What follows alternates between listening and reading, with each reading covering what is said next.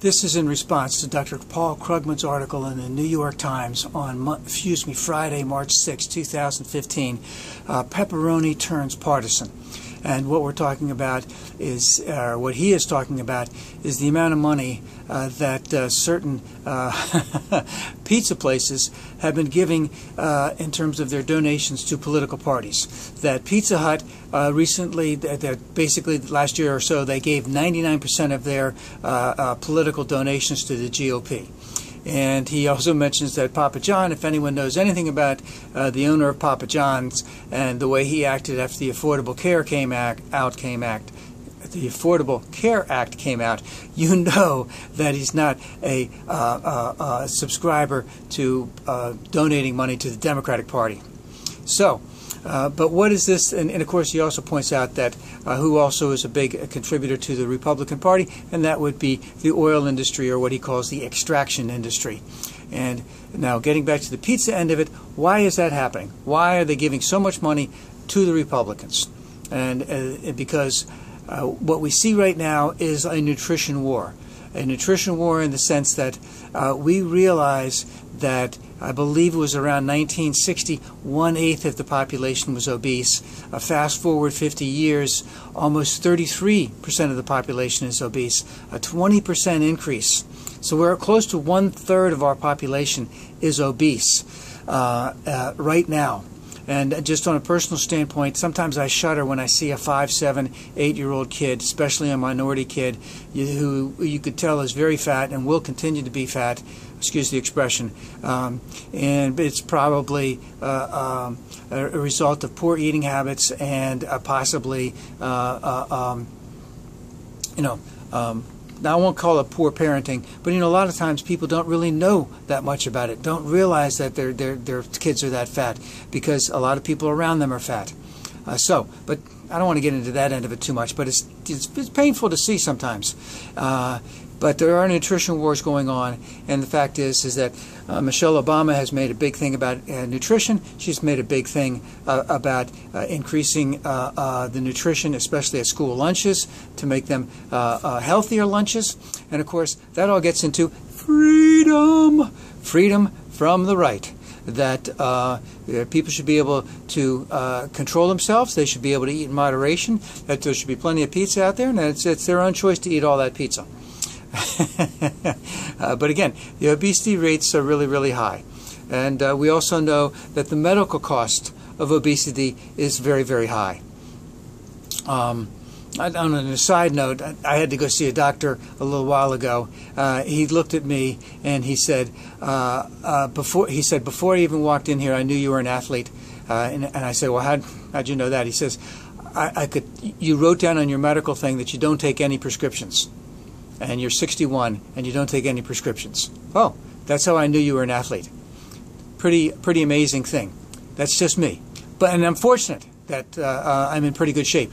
So, Dr. Krugman goes on to point out that it's a mindset in a lot of ways, this freedom type of thing, and he refers back to Upton Sinclair, where it has something to do with the ability of someone to understand something is based on whether or not they're involved in that industry, and if they're involved in that industry and they're getting paid by that industry, then it's in their best interest not to understand it.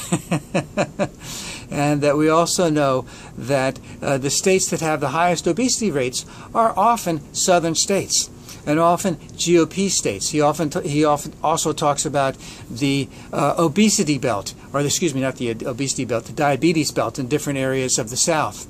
And of course, this is the GOP base. And he points out that the GOP base is anti-expert, they're anti-science, and they're I call it reason, but he uses the term evidence, is that if you don't want to believe something, you just immediately dismiss it. And this is not only the base of the Republican Party, this is also their representatives throughout the South. The GOP representatives throughout the South. Anti-science, anti-evidence, anti-reason, anti-expert. They don't want to believe anything, especially if it goes against what is going on with their base, or the base of theirs that votes, because the base of theirs that votes are the ones that can vote, because they're trying really hard to keep other people in their area not to vote. That's another subject. So what we have basically is a lot of big money and we have blind ideology. We have, what did he refer to, popular prejudice going on in a lot of these areas of the South. And we have all of these Republicans who are in those areas in the South who are very dedicated to, to that. And so what does that mean? That means that there's going to be, in the United States, there's going to be trouble in terms of how you're going to govern. And we're seeing that right now.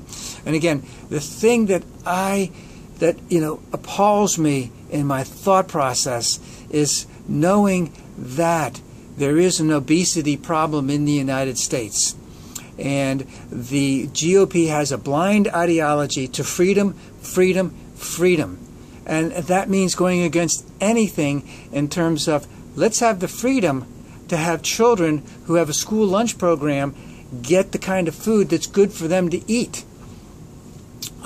Let's make people aware in terms of nutrition labels how many calories there are, in pizza. And I'll give an example. I see these people coming into Starbucks every now and then, and I never went to Starbucks till like a couple years ago, and I only get regular coffee there.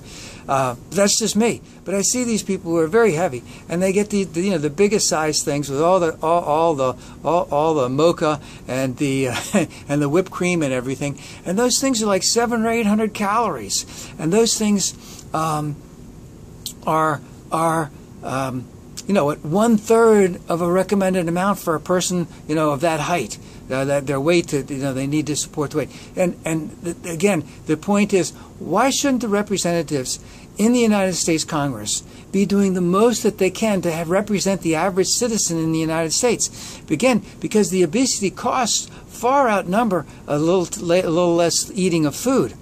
And it's appalling to me that these representatives spout freedom over protecting these people. You say protecting these people from themselves, but I mean, food is a vital commodity out there right now, and we're eating ourselves to death.